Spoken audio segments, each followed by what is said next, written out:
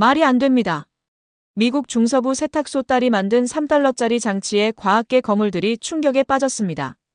샌프란시스코 국제청소년 과학포럼, 무대 위 소녀가 종이박스를 장치에 씌우자. 그 순간 MIT 교수는 의자에서 벌떡 일어났습니다. 이건 불가능해요. 우리 연구진이 수십만 달러 들여 개발한 장비와 동일한 정확도라니. 구글 연구원은 동료에게 속삭였고 테슬라 엔지니어는 황급히 메모를 적기 시작했죠. 하지만 그들은 몰랐습니다. 이 혁신적인 발명이 재활용장에서 주운 고장난 노트북에서 시작되었다는 사실을. 14세 한국계 소녀의 놀라운 역전 스토리, 지금 시작합니다. 제 손이 떨리고 있었어요. 샌프란시스코 컨벤션 센터의 거대한 무대 위에서 저는 작은 점처럼 느껴졌습니다. 머리 위로 쏟아지는 조명이 눈을 부시게 했고 아래를 내려다보니 수백 명의 과학자들이 저를 바라보고 있었죠. 나사 연구원부터 노벨상 수상자까지 세계 최고의 석학들이 모인 자리였어요. 심장이 터질 것 같았습니다. 숨을 크게 들이마셨지만 긴장은 가라앉지 않았죠. 손에 든 건 쓰레기장에서 주운 낡은 노트북이었어요. 흠집투성이의 한쪽 모서리는 금이 간 채로 테이프로 붙여놓은 그 노트북 말입니다.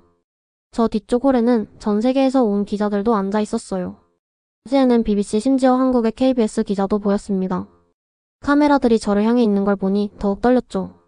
이 순간이 전 세계로 생중계되고 있다는 생각에 다리가 후들거렸어요. 옆 무대에서는 독일 소년이 홀로그램으로 3D 프레젠테이션을 하고 있었습니다. 그 앞 무대에서는 일본 소녀가 로봇팔을 이용해 복잡한 실험을 시연하고 있었죠. 제 차례가 다가올수록 더욱 초라해지는 기분이었어요. 수십만 달러짜리 장비들 사이에서 제 3달러 장치는 정말 보잘것없어 보였거든요. 다음 발표자는 한국계 미국인 한유진입니다. 드디어 제 이름이 호명되었습니다. 사회자가 제 이름을 또렷하게 발음하는 걸 들으니 가슴이 뭉클했어요. 한국식 이름을 정확하게 불러준 거거든요. 떨리는 다리로 마이크 앞에 섰습니다. 무대 조명이 더욱 밝아졌습니다. 뒤에서 들려오던 웅성거림이 점점 작아지더니 완전히 조용해졌어요. 수백 개의 시선이 저에게 집중되는 게 느껴졌죠. 제 장치는 다른 발표자들의 번쩍번쩍한 기계들과 비교하면 정말 초라했습니다. 안녕하세요. 목소리가 떨렸어요. 마이크가 그 떨림까지 고스란히 전달했죠. 저는 물의 납 농도를 3달러로 측정하는 장치를 만들었습니다. 영어가 어눌했지만 천천히 말했어요. 청중들 사이에서 웅성거리는 소리가 들려왔습니다. 3달러라는 말에 의아해하는 것 같았죠. 어떤 사람은 고개를 갸우뚱하기도 했고 어떤 사람은 옆 사람과 속삭이기도 했어요. 앞줄에 앉은 MIT 교수는 팔짱을 끼고 회의적인 표정을 짓고 있었습니다. 스탠포드 연구원은 노트북을 열어놓고 뭔가를 검색하고 있었죠. 아마 제 장치가 정말 가능한 건지 확인하려는 것 같았어요. 이 장치는 레이저 포인터와 간단한 센서를 이용합니다. 설명을 이어갔지만 시선들이 부담스러웠어요. 특히 앞줄에 앉은 전문가들의 표정에서 정말 될까? 하는 의구심이 느껴졌거든요. 실제로 측정해보겠습니다. 준비해온 물 샘플을 꺼냈어요. 동네 강에서 채취한 물이었죠. 장치를 테이블에 올리고 전원을 켰습니다. 그런데 갑자기 장치가 흔들리기 시작했어요. 심장이 멎는 줄 알았습니다. 무대 바닥의 진동 때문인 것 같았어요. 옆 무대에서 들려오는 기계음과 사람들의 발걸음 소리가 제 작은 장치에 영향을 미치고 있었죠. 측정값이 계속 변하고 있었어요. 순간 머릿속이 하얘졌습니다. 몇 달 동안 준비한 모든 게 수포로 돌아가는 건 아닐까 하는 공포가 엄습했어요. 하지만 포기할 수는 없었습니다. 여기까지 오기 위해 얼마나 많은 사람들이 도와주셨는데요. 주변을 재빨리 둘러봤어요. 발표용 종이박스가 무대 구석에 놓여 있었습니다. 그 순간 아이디어가 번뜩 떠올랐죠. 집에서 실험할 때도 진동 때문에 문제가 생기면 상자나 책으로 감싸곤 했거든요. 잠깐만요. 마이크에 대고 말한 뒤 종이박스를 가져왔습니다. 장치 위에 조심스럽게 씌웠어요. 진동 차단막 역할을 할 거라고 생각했거든요. 효과는 즉시 나타났습니다. 떨림이 멈췄어요. 청중들이 더욱 집중하기 시작했습니다. 아마 제 즉석 대처에 관심을 보이는 것 같았어요. 혼란스러운 상황에서도 해결책을 찾아내는 모습이 신기했나 봐요. 다시 해보겠습니다. 이번엔 안정적으로 측정이 시작되었어요. 레이저 포인터에서 나온 빨간 빛이 물 샘플을 통과했습니다. 나노 입자들이 빛을 산란시키면서 센서에 신호를 보냈죠. 낡은 노트북 화면에 숫자들이 나타나기 시작했어요. 15.2 ppb. 정확한 수치였습니다. 사전에 표준 장비로 측정한 값과 거의 일치했거든요. 이 결과는 15.2ppb입니다.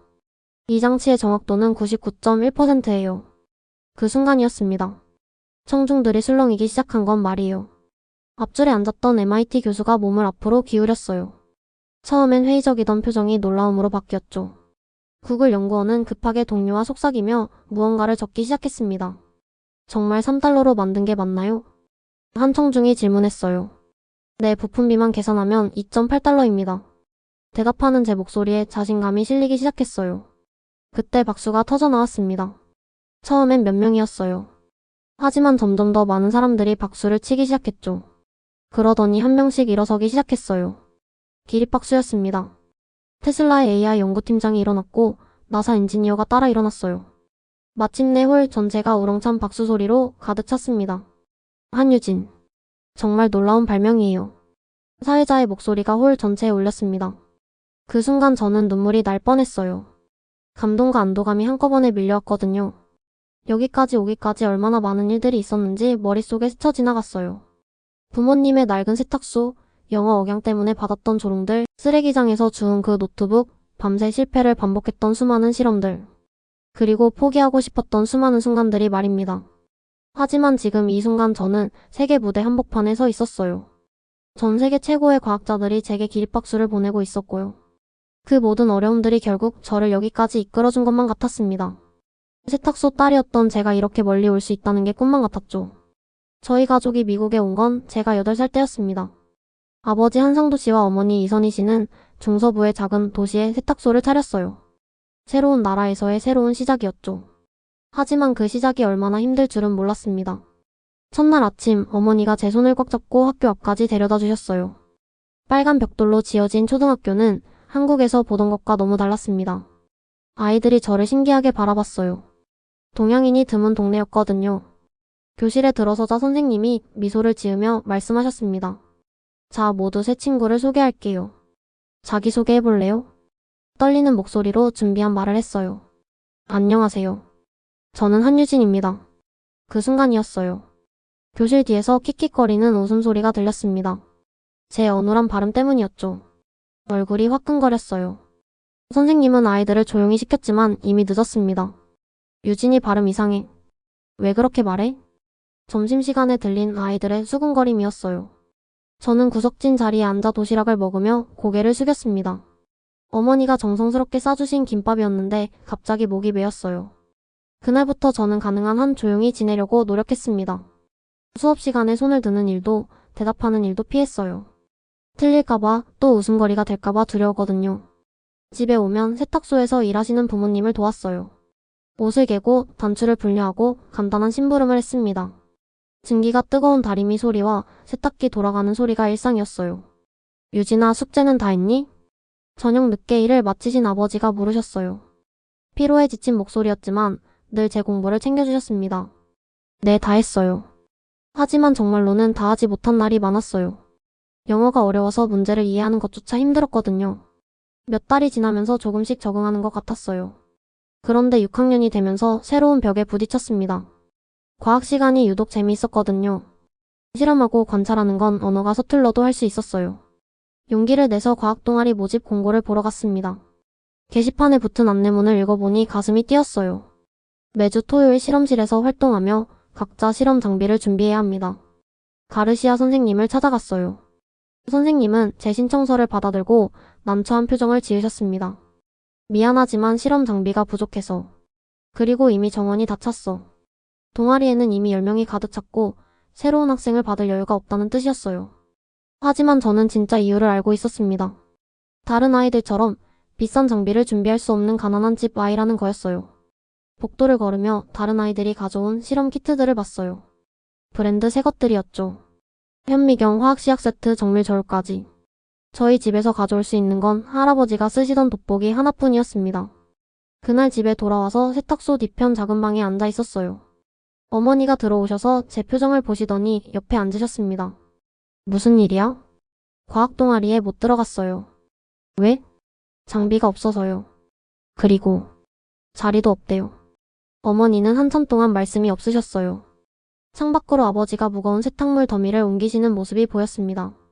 등이 굽으신 게 눈에 띄었어요. 유진아. 어머니가 제 어깨를 토닥이며 말씀하셨어요. 네가 하고 싶은 거 해. 우리가 가난해도 내 꿈까지 가난할 필요는 없잖니. 그 말씀이 가슴에 깊이 박혔어요. 어머니의 손은 세제 때문에 거칠어져 있었지만 따뜻했습니다. 그날 밤 아버지가 일을 마치고 오셨어요. 9시가 넘은 시간이었습니다. 피곤한 기색이 역력했지만 저를 보시더니 미소를 지으셨어요. 오늘 학교 어땠니? 그냥 그랬어요. 더 이상 말씀드리지 않았어요. 부모님도 충분히 힘드실 텐데 제 고민까지 말씀드리고 싶지 않았거든요. 아버지는 저녁도 거르신 채 늦은 시간까지 다리미질을 하고 계셨어요. 세탁소 뒤편 작은 방이 제 피난처가 되었습니다. 거기서 도서관에서 빌린 과학책들을 읽곤 했어요. 물리학, 화학, 생물학까지. 영어로 된 책이라 이해하기 어려웠지만 그림과 도표를 보며 상상했습니다. 특히 환경과학 책이 재미있었어요. 물의 오염을 측정하는 방법들이 나와 있었거든요. 복잡한 장비들의 사진을 보며 생각했어요. 이런 걸 더 간단하게 만들 수는 없을까? 가끔 혼자 중얼거리곤 했습니다. 언젠가는 내가 뭔가 대단한 걸 만들어 보겠어. 하지만 현실은 냉혹했어요. 장비도 없고 돈도 없고 영어도 서툴렀거든요. 게다가 학교에서는 여전히 저를 이상하게 바라보는 시선들이 있었어요. 어느 날 체육 시간에 팀을 나누는데 저는 맨 마지막에 선택되었어요. 아무도 원하지 않는 팀원이었죠. 그날 화장실에서 울었습니다. 거울에 비친 제 모습이 초라해 보였어요. 난 왜 이렇게 다를까? 하지만 집에 와서 어머니의 말씀을 떠올렸어요. 우리가 가난해도 제 꿈까지 가난할 필요는 없다는 그 말씀을요. 그날부터 마음가짐이 바뀌었습니다. 영어가 서툴고 돈이 없고 겉으로 보기에 다를지라도 포기하지 않기로 한 거예요. 과학 동아리에 들어가지 못했다면 혼자서라도 공부하면 되잖아요. 도서관에서 더 많은 책을 빌렸어요. 인터넷에서 무료 강의를 찾아 들었습니다. 세탁소 뒤편 작은 방에서 혼자만의 실험실을 꾸몄어요. 비록 돋보기와 몇 개의 병뿐이었지만 말이에요. 그래도 포기하지 않았습니다. 어머니 말씀이 맞았어요. 우리 가족이 가난해도 제 꿈까지 가난할 필요는 없었으니까요. 언젠가는 제가 만든 뭔가로 세상을 놀라게 해보겠다고 다짐했어요.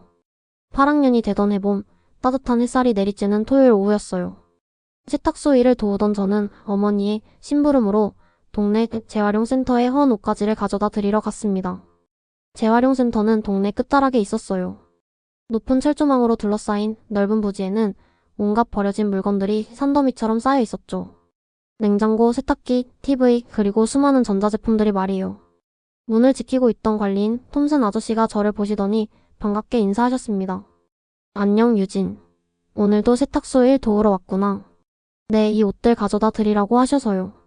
옷가지를 전달하고 나서 돌아가려는데 호기심이 발동했어요. 이런 곳에 과연 어떤 물건들이 있을까 궁금했거든요. 아저씨 구경 좀 해도 될까요? 그럼 마음껏 둘러봐. 혹시 쓸만한 게 있으면 가져가도 돼. 허락을 받고 천천히 둘러보기 시작했어요. 정말 다양한 물건들이 있었습니다. 어떤 건 멀쩡해 보이는데 왜 버렸을까 싶은 것들도 많았어요. 특히 전자제품 구역이 흥미로웠어요. 구형 컴퓨터들, 브라운관 모니터들, 그리고 노트북들이 상자에 담겨져 있었습니다. 여기서 뭔가 쓸만한 걸 찾고 있니? 톰슨 아저씨가 다가와서 물으셨어요. 네, 공부에 필요한 게 있을까 해서요. 컴퓨터 같은 거 있나요? 그럼 저기 구석에 가봐. 컴퓨터 관련 물건들이 많이 있어. 구석으로 가니 정말 보물창고 같았어요. 키보드, 마우스, 케이블들, 그리고 여러 대의 노트북들이 쌓여 있었습니다. 대부분은 화면이 깨져 있거나 심하게 손상된 것들이었어요. 하지만 그 중에 하나가 유독 눈에 띄었습니다. 검은색 노트북이었는데 겉은 흠집투성이었지만 형태는 온전했어요. 조심스럽게 들어 올려 살펴봤어요. 모서리 몇 곳이 깨져 있고 스티커 자국들이 여기저기 붙어 있었지만 화면은 멀쩡해 보였습니다. 전원 버튼을 눌러봤어요. 아무 반응이 없었습니다. 배터리가 다 됐나 싶어서 충전기를 찾아봤지만 없었어요. 이거 정말 고장난 걸까? 혼자 중얼거렸어요. 뭔가 고칠 수 있을 것 같다는 느낌이 들었거든요. 아저씨, 이거 가져가도 될까요? 톰슨 아저씨가 제가 들고 있는 노트북을 보시더니 고개를 저으셨어요. 그건 완전히 고장났어. 여러 번 고쳐보려고 했지만 안 되더라고. 그래도 한번 해보고 싶어요. 그럼. 어차피 버릴 거니까 가져가렴. 노트북을 품에 안고 집으로 향했어요. 무거웠지만 뭔가 보물을 찾은 기분이었습니다. 길을 걸으면서 계속 생각했어요. 이걸 정말 고칠 수 있을까? 집에 도착해서 아버지께 보여드렸어요. 아버지는 세탁물을 정리하고 계셨는데 제가 들고 온 노트북을 보시더니 놀라셨습니다. 이걸 어디서 주워왔니? 재활용센터에서요. 아저씨가 가져가도 된다고 하셔서요. 아버지는 노트북을 이리저리 살펴보셨어요. 전자제품에 대해 잘 모르시는 줄 알았는데 의외로 꼼꼼히 살펴보시더라고요. 아빠, 이거 고칠 수 있을까요? 아버지가 잠시 생각하시더니 고개를 끄덕이셨습니다. 한번 해보자. 우리 아버지가 전자제품 수리하시던 분이라 조금은 아는데 할아버지가 전자제품 수리공이셨다는 얘기는 처음 들었어요. 신기했습니다. 그날 저녁부터 아버지와 저는 노트북과 씨름하기 시작했어요. 먼저 인터넷에서 해당 모델의 수리 방법을 찾아봤습니다. 전원이 안 들어오는 경우 체크할 것들이 여러 가지 있네. 아버지가 화면을 보며 말씀하셨어요. 배터리 문제, 충전기 문제, 메인보드 문제까지 가능성이 많았어요. 먼저 충전기를 구해야 했어요. 다행히 세탁소 단골 김씨 아저씨가 같은 모델을 쓰고 계셔서 충전기를 빌려주셨습니다. 충전기를 연결했지만 여전히 전원이 들어오지 않았어요. 이제 분해해봐야겠다. 아버지가 말씀하시며 정밀 드라이버 세트를 가져오셨어요. 어디서 구하신 건지 궁금했지만 묻지 않았어요.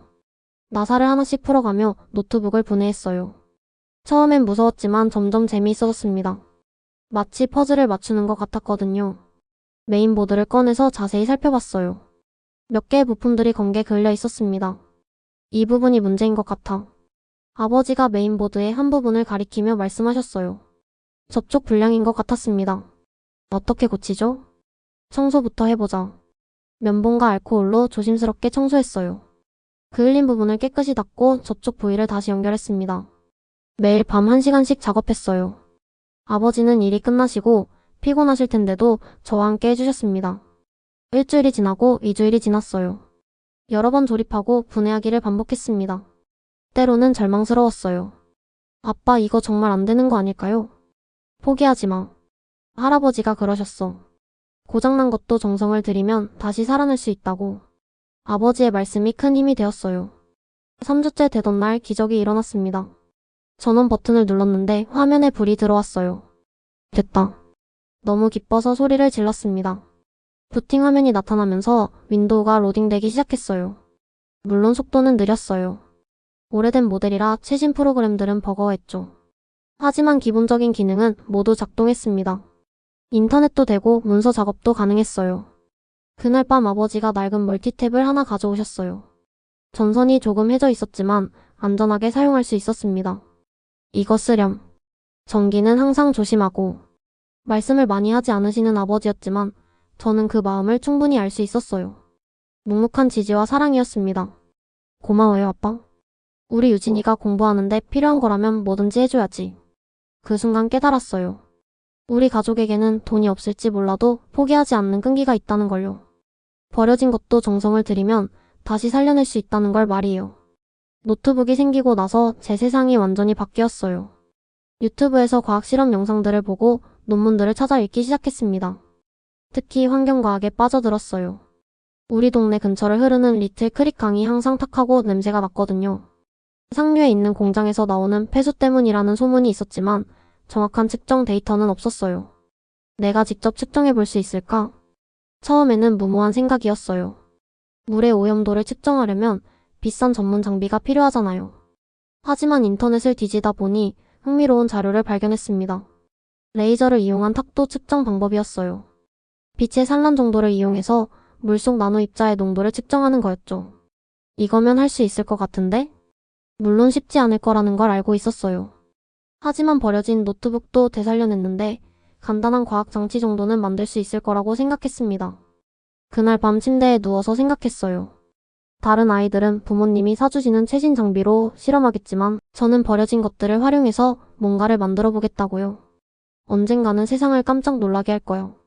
속으로 다짐했어요. 가난해도 꿈까지 가난할 필요는 없다는 어머니 말씀이 맞았습니다. 버려진 것에서도 새로운 가치를 만들어낼 수 있다는 걸 보여주겠다고 생각했어요. 그때부터 저의 진짜 도전이 시작되었습니다. 세탁소 뒤편 작은 방에서 이루어질 기적의 서막이었죠.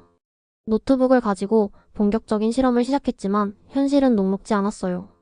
레이저 포인터와 몇 가지 부품을 구해서 기본 장치를 만들어봤지만 번번이 실패했습니다. 왜 안 되는 거지? 실험실 없이 부엌에서 하는 실험은 한계가 있었어요. 온도나 습도 같은 환경 변수들을 조절할 수 없었거든요. 게다가 정밀한 측정 장비도 없었습니다. 실패 기록이 쌓여갔어요. 노트에 하나하나 적어뒀습니다. 어떤 조건에서 실패했는지, 어떤 부분을 개선해야 하는지 말이죠. 유진아, 계속 실패만 하네? 옆에서 지켜보던 어머니가 걱정스럽게 말씀하셨어요. 괜찮아요. 실패도 데이터예요. 에디슨이 전구를 발명할 때 수천 번 실패했다고 했잖아요. 저도 포기하지 않을 거였습니다. 그러던 중 지역 과학대회 공고를 봤어요. 고등학생들이 주로 참가하지만 중학생도 참가할 수 있었습니다. 하지만 조건이 까다로웠어요. 지도교사의 서명이 필요했고 실험의 안전성을 증명하는 서류도 제출해야 했습니다. 무엇보다 작동하는 장치를 실제로 시연해야 했죠. 가르시아 선생님을 찾아갔어요. 선생님, 과학대회에 참가하고 싶어요. 어떤 연구를 했는데? 물의 납 농도를 측정하는 장치요. 선생님은 회의적인 표정을 지으셨어요. 실험실도 없이 어떻게 그런 장치를 만들었니? 집에서 만들었어요. 제 노트북과 실험 기록들을 보여드렸습니다. 선생님은 한참 동안 기록들을 살펴보시더니 고개를 저으셨어요. 안전성 검증이 안 되어 있어. 그리고 정확도도 의문스럽고. 한 번만 기회를 주세요. 미안하지만 책임질 수 없어. 돌아오는 길에 정말 절망적이었어요. 아무리 노력해도 기회조차 얻을 수 없다는 게 답답했습니다. 집에 와서 혼자 울었어요. 어머니가 다가오셨지만 아무 말씀도 하지 않으시고 그냥 옆에 앉아 계셨습니다. 엄마, 저 포기할까요? 내가 정하렴. 짧은 대답이었지만 오히려 힘이 났어요. 포기할지 말지는 제가 결정할 일이었으니까요. 그날 밤 다시 실험을 시작했어요. 이번엔 정말 정밀하게 측정값을 기록했습니다. 같은 샘플을 여러 번 측정해서 오차 범위를 계산했죠. 일주일 후 놀라운 일이 일어났어요. 연속으로 거의 동일한 측정값이 나온 거예요. 오차 범위가 1% 이내였습니다. 됐어. 이제 정말 작동하는 장치가 생겼어요. 다시 가르시아 선생님을 찾아갔습니다. 선생님, 다시 한번 봐주세요. 이번엔 실제 측정 데이터와 함께 정확도 검증 결과까지 가져갔어요. 선생님은 놀라신 것 같았습니다. 정말 이 장치로 측정한 거니? 네, 3달러로 만들었어요.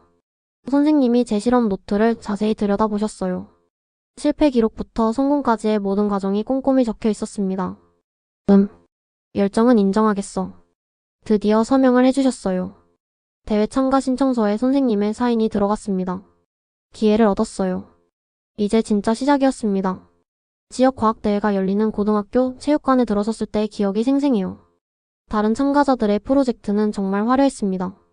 번쩍이는 디스플레이에 복잡한 기계들까지. 제 부스는 구석진 곳이었어요. 낡은 노트북과 손으로 만든 측정 장치가 전부였습니다. 다른 부스들과 비교하면 정말 초라했죠. 저게 뭐야? 지나가던 참가자들이 수군거렸어요. 특히 에밀리라는 소녀가 제 장치를 보더니 코웃음을 쳤습니다. 장난감 같네. 진짜 측정이 돼? 얼굴이 화끈거렸어요. 하지만 대답하지 않았습니다. 대신 조용히 준비를 계속했죠. 심사위원들이 돌아다니기 시작했어요. 각 부스마다 멈춰서 설명을 듣고 질문을 했습니다. 제 차례가 다가올수록 긴장이 되었어요. 드디어 심사위원 3명이 제 부스 앞에 섰습니다. 어떤 프로젝트인지 설명해보겠니? 물의 납 농도를 측정하는 장치입니다. 3달러로 만들었어요. 심사위원들이 서로 눈빛을 주고받았어요. 아마 믿기 어려워하는 것 같았습니다. 어떻게 작동하는지 보여줄 수 있니? 네. 준비해온 물 샘플을 꺼냈어요. 동네 강에서 채취한 물이었습니다. 장치에 연결하고 레이저를 켰죠. 빨간 점이 물 샘플을 통과했어요. 나노 입자들이 빛을 산란시키면서 센서에 신호를 보냈습니다. 노트북 화면에 숫자가 나타났어요. 23.7ppb입니다. 정확도는 어느 정도니? 99.1%요. 표준 장비와 비교 검증했습니다. 심사위원 중 한 명이 놀라는 표정을 지었어요. 표준 장비는 어디서 구했니? 대학교 실험실에 부탁드려서 같은 샘플을 측정해봤어요. 사실 미겔이라는 친구가 도와줬어요. 미겔의 형이 대학생이라 실험실을 이용할 수 있었거든요. 흥미롭네. 다른 샘플로도 해볼 수 있니? 물론이요. 심사위원이 직접 가져온 물로 다시 측정했어요. 결과는 12.4ppb. 바로 표준 장비로 확인해봤더니 거의 정확했습니다. 대단한데? 한 심사위원이 다른 심사위원에게 속삭였어요. 저는 가슴이 두근거리기 시작했습니다. 다음날 시상식이 있었어요. 부모님도 오셨는데 초라한 제 장치를 보시고 조금 걱정스러워 하시는 것 같았습니다. 3등이라도 하면 좋겠는데 어머니가 작은 목소리로 말씀하셨어요. 시상식이 시작되었어요. 3등부터 발표했는데 제 이름이 호명되지 않았습니다. 2등도 마찬가지였죠. 대상 수상자는 사회자가 봉투를 열었어요. 한유진 학생입니다. 순간 믿을 수 없었어요. 제 이름이 호명된 거죠? 어머니가 제 손을 꽉 잡으셨습니다. 무대로 올라가는 길에 에밀리와 마주쳤어요. 그런데 예상과 달리 에밀리가 손을 내밀었습니다. 축하해. 정말 대단해. 진심 어린 표정이었어요. 그 순간 가슴이 뭉클했습니다. 고마워. 상을 받으면서 생각했어요. 포기하지 않길 잘했다고. 버려진 노트북도 3달러짜리 부품들도 모든 실패들도 결국 이 순간을 위한 것이었구나 하고요. 며칠 후 지역신문에 기사가 났어요. 한국계 소녀 3달러 장치로 세계를 놀라게 하다라는 제목이었습니다. 하지만 이건 시작에 불과했어요. 진짜 세계는 훨씬 더 넓었거든요. 대상을 받은 지 한 달 후 놀라운 메일이 왔어요.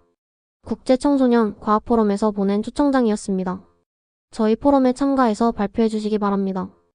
샌프란시스코에서 열리는 세계적인 행사였어요. 전 세계에서 선발된 10명의 청소년, 과학자들만 참가할 수 있는 대회였죠. 엄마, 아빠? 국제대회에 초청받았어요. 부모님께 메일을 보여드렸어요. 아버지는 놀라신 표정이었고 어머니는 기뻐하시면서도 걱정스러워 하셨습니다. 얼마나 될까? 현실적인 어머니의 질문이었어요. 메일을 자세히 읽어보니 참가비, 항공료, 숙박비를 합치면 2,300달러였습니다. 우리 가족에게는 거금이었어요. 세탁소 한 달 순수익이 겨우 그 정도였거든요. 돈은 걱정하지 마라. 아버지가 말씀하셨지만 표정이 어두워지신 걸 봤어요. 그날 밤 부모님이 조용히 상의하시는 소리가 들렸습니다. 대출을 받을까? 유진이 기회인데 놓칠 수는 없지. 가슴이 아팠어요. 쟤 때문에 부모님이 걱정하고 계신다는 게 말이죠. 다음날 학교에서 가르시아 선생님께 말씀드렸어요. 축하한다. 대단한 기회야. 하지만 비용이 문제예요. 선생님이 잠시 생각하시더니 말씀하셨습니다. 교민회 한번 이야기해볼까? 교민회장인 김 사장님이 저희 세탁소로 오셨어요. 평소 단골 손님이셨거든요. 유진이가 그런 대단한 일을 했다고? 아버지가 상황을 설명해 드렸어요. 김 사장님은 한참 듣고 계시더니 무릎을 탁 치셨습니다. 이건 우리 교민 전체의 자랑이야. 모금을 해보자. 일주일 만에 기적이 일어났어요. 교민회에서 1,500달러를 모아주신 거예요. 한 분 한 분이 십시일반으로 도와주셨습니다. 세탁소 단골들도 도와주셨어요. 존슨 할머니는 100달러를 내시면서 말씀하셨어요. 이 아이가 우리 동네 자랑이야. 로드리게스 아저씨는 10달러를 주시며 엄지를 찍혀드셨습니다. 열심히 하는 아이는 도와줘야지. 하지만 아직 800달러가 부족했어요. 그때 어머니가 결단을 내리셨습니다. 이틀 동안 가게 문 닫자. 세탁소를 이틀 쉬면 그 정도 손해를 감수할 수 있다는 뜻이었어요. 하지만 우리 가족에게는 큰 손실이었습니다. 엄마, 그럴 필요 없어요. 유진아, 기회는 다시 오지 않아. 가자. 어머니의 목소리에 확신이 담겨 있었어요. 아버지도 고개를 끄덕이셨습니다. 그래, 가자. 우리 딸 꿈을 위해서. 그날 밤 저는 감동해서 잠을 이룰 수 없었어요. 이런 부모님을 둔 제가 정말 행복하다고 생각했습니다. 항공편을 예약하고 숙소를 정했어요. 마침내 샌프란시스코행 비행기표를 손에 쥘 수 있었습니다. 유진아, 우리가 못 간 곳까지 네가 가는 거야. 어머니가 제 손을 꽉 잡으며 말씀하셨어요. 열심히 할게요. 약속드렸어요. 저 혼자만의 여행이 아니었어요. 저를 믿고 지지해준 모든 분들과 함께하는 여행이었으니까요. 출발 전날 밤 가족들과 함께 저녁을 먹었어요. 긴장되지? 아버지가 물으셨어요. 네, 많이요. 하지만 할 수 있을 것 같아요. 정말 그랬어요. 불안하긴 했지만 해낼 수 있다는 자신감이 생겼거든요. 샌프란시스코 공항에 내렸을 때의 감동은 지금도 잊을 수 없어요. 처음 보는 대도시의 스카이라인이 정말 웅장했습니다. 컨벤션 센터에 도착했을 때는 더욱 놀랐어요. 거대한 건물에 각국에서 온 참가자들이 분주히 움직이고 있었거든요. 저절로 감탄사가 나왔어요. 등록을 마치고 제 발표 부스를 확인했습니다. 다른 참가자들의 장비를 보니 정말 압도적이었어요. 홀로그램을 이용한 3D 프레젠테이션, 최신 로봇팔, 인공지능 프로그램까지. 제 노트북이 너무 초라해 보였어요. 괜찮을까? 갑자기 자신감이 떨어졌습니다. 옆 부스에 독일 소년이 말을 걸어왔어요. 어디서 왔니? 미국이요. 한국계예요. 와, 그 장치 직접 만든 거야? 네. 멋지네. 간단해 보이는데 어떻게 작동해? 설명해드렸더니 진짜 관심을 보이더라고요. 그제야 조금 안심이 되었습니다. 리허설 시간이 있었어요. 각자 5분씩 발표 연습을 하는 거였죠. 제 차례가 되어서 무대에 올라갔어요. 마이크를 잡으니 손이 떨렸습니다. 안녕하세요. 저는 영어가 막혔어요. 평소보다 더 어눌하게 나왔습니다. 심사위원들이 고개를 갸우뚱했어요. 다시 해보겠니? 사회자가 친절하게 말해줬지만 더욱 긴장되었어요. 제가 만든 건 또 막혔습니다. 머릿속이 하얘졌어요. 천천히 해도 돼. 청중 중 한 명이 격려해줬어요. 심호흡을 하고 다시 시작했습니다. 저는 물의 납 농도를 측정하는 장치를 만들었습니다. 이번엔 성공했어요. 나머지 설명도 천천히 했습니다. 리허설을 마치고 숙소로 돌아가는 길에 에밀리에게서 메시지가 왔어요. 유진아, 잘하고 있어? 응원할게. 갑자기 눈물이 날 뻔했어요. 멀리 있지만 저를 응원해주는 친구가 있다는 게 힘이 되었거든요. 미겔에게서도 연락이 왔어요. 내일 화이팅. 너라면 할 수 있어. 그날 밤 부모님께 전화드렸어요. 어떻게 지내니? 어머니의 목소리가 그리웠어요. 괜찮아요. 내일 이번 발표예요. 긴장되지? 네, 많이요. 우리가 믿는다. 내가 할 수 있어. 아버지의 목소리도 들렸어요. 유진아, 내 마음대로 해. 결과는 중요하지 않아. 부모님의 격려가 큰 힘이 되었어요. 그날 밤 발표 준비를 다시 한번 점검했어요. 만약 영어가 막히면 어떻게 할지도 대비책을 세웠습니다. 그림으로 설명하고 짧은 문장으로 끊어서 말하기로 했어요. 할 수 있어. 거울을 보며 스스로에게 말했습니다. 한국에서 온 세탁소 딸이지만 나도 이 무대에 설 자격이 있어. 다음날 아침 마침내 본 발표 날이 밝았어요. 제 인생에서 가장 중요한 하루가 시작되는 순간이었습니다. 발표 당일 아침 일찍 일어나서 장치를 다시 한번 점검했어요. 모든 연결 부위를 확인하고 테스트 샘플러 작동 여부를 체크했습니다. 잘 돼. 안도했어요. 하지만 여전히 떨렸습니다. 컨벤션 센터에 도착하니 이미 많은 사람들이 와 있었어요. 과학자들, 기자들, 그리고 다른 참가자들의 가족들까지. 오늘 발표자들을 소개하겠습니다. 사회자가 마이크를 잡았어요. 한 명씩 호명될 때마다 박수가 터져 나왔습니다. 한국계 미국인 한유진. 제 차례였어요. 일어서서 손을 흔들었습니다. 마음속으로는 엄청 떨리고 있었지만 최대한 침착하게 행동했어요. 드디어 발표 시간이 되었어요. 제가 5번째 순서였습니다. 무대에 오르니 정말 많은 사람들이 저를 바라보고 있었어요. 수백 개의 시선이 집중되는 게 느껴졌습니다. 안녕하세요. 마이크에 대고 말했어요. 목소리가 조금 떨렸지만 괜찮았습니다. 저는 물의 납 농도를 3달러로 측정하는 장치를 만들었습니다. 청중들 사이에서 웅성거리는 소리가 들렸어요. 3달러라는 말에 놀란 것 같았습니다. 장치를 꺼내서 설명하기 시작했어요. 이 장치는 레이저 포인터와 간단한 센서를 이용합니다. 차근차근 원리를 설명했어요. 빛의 산란을 이용해서 나노 입자의 농도를 측정한다고요. 이제 실제로 측정해 보겠습니다. 준비해온 물 샘플을 꺼냈어요.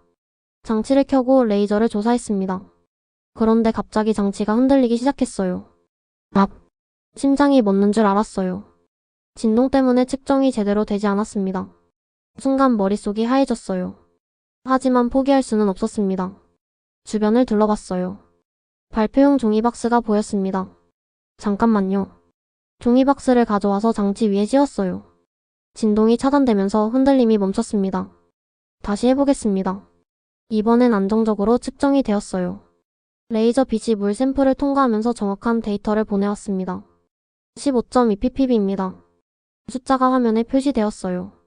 이 결과는 EPA 기준 장비로 측정한 15.1ppb와 거의 일치합니다.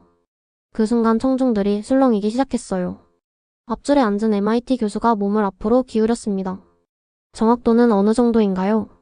99.1%입니다. 50회 반복 실험으로 확인했습니다.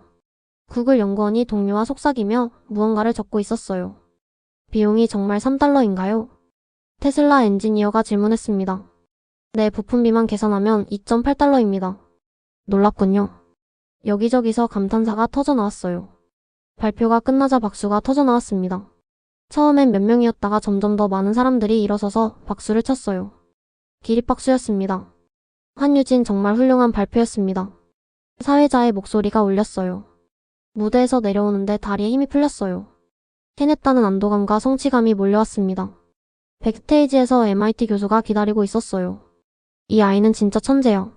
구글 연구원도 다가왔습니다. 우리와 협업할 의향이 있나요? 테슬라 엔지니어도 명함을 건네며 말했어요. 정말 대단한 발명이에요. 연락을 주고받을 수 있을까요? 순간 믿을 수 없었어요. 세계 최고의 기업들에서 저에게 관심을 보이다니. 그날 밤 부모님께 전화드렸어요. 어땠니? 성공했어요. 어머니가 울먹이는 소리가 들렸어요. 우리 딸 자랑스럽다. 정말 꿈만 같은 하루였어요. 샌프란시스코에서 돌아온 후 모든 게 달라졌어요. 지역 신문에서 인터뷰 요청이 쇄도했고 몇 개 대학에서 장학금 제안이 들어왔습니다.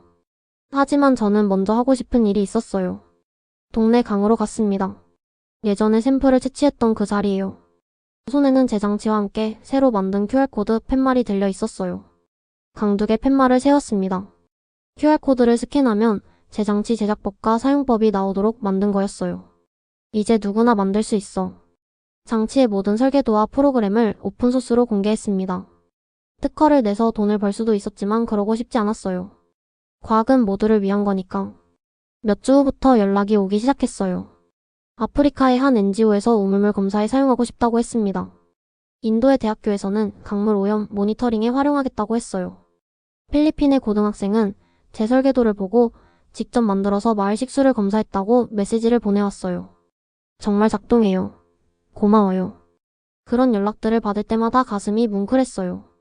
미겔도 제 장치를 만들어서 우리 동네 여러 곳의 물을 검사했습니다. 유진아, 정말 대단해. 내 발명이 세상을 바꾸고 있어. 에밀리는 자기 학교 과학 동아리에서 제 장치를 소개했다고 했어요. 다들 너 때문에 과학에 더 관심 갖게 됐어. 가르시아 선생님도 제 이야기를 수업에서 사례로 드신다고 하셨어요. 포기하지 않으면 불가능한 것도 가능해진다는 걸 보여준 학생이요. 한 달 후 더 큰 소식이 들려왔어요. 유엔에서 개발도상국 식수 안전 프로그램에 제 장치를 도입하겠다고 연락이 온 거예요. 세계보건기구와 협력해서 아프리카와 남미 지역에 보급할 예정입니다. 담당자가 설명해줬어요. 하나의 아이디어가 수백만 명의 생명을 구할 수 있게 될 것 같습니다. 그날 밤 부모님과 함께 세탁소 앞에 앉아 있었어요. 형광등 불빛이 여전히 낡아 보였지만 예전과는 다르게 느껴졌습니다. 유진아, 자랑스럽다. 아버지가 말씀하셨어요. 우리가 가난해도 내 꿈은 가난하지 않았구나. 어머니가 제 손을 꽉 잡으셨어요. 앞으로도 계속 그렇게 살아라. 돈보다 사람이 먼저고 명예보다 나눔이 먼저야. 저는 고개를 끄덕였어요. 그날 밤 일기에 썼습니다. 나는 세탁소 딸이었다. 영어도 서툴고 돈도 없는 이민자 가정의 아이였다. 하지만 세상은 그것을 한계라 부르지 않았다. 오히려 그 모든 어려움들이 저를 더 강하게 만들어줬다. 한국인의 끈기와 정성이 결국 세계를 바꿀 수 있다는 걸 보여줄 수 있어서 행복하다. 창밖으로 동네 강이 보였어요. 예전보다 맑아진 것 같았습니다. 아니, 실제로 맑아졌을 거예요. 제 장치로 측정해서 오염원을 찾아내고 계산했거든요. 그리고 저는 알고 있었어요. 이건 끝이 아니라 시작이라는 걸요. 더 많은 사람들이 더 안전한 물을 마실 수 있도록, 더 많은 아이들이 과학의 꿈을 키울 수 있도록 제가 해야 할 일이 아직 많이 남아있다는 걸요. 버려진 노트북으로 시작된 이야기가 이제 전 세계로 퍼져나가고 있었습니다. 그리고 저는 확신했어요. 꿈을 포기하지 않는 한 세상에 불가능한 건 없다는 걸요. 오늘의 사연은 여기까지예요. 구독과 좋아요는 다음 영상 제작에 정말 큰 힘이 됩니다. 오늘도 행복하시길 진심으로 바랄게요. 끝까지 시청해주셔서 정말 감사해요. 더 좋은 이야기로 찾아뵙겠습니다.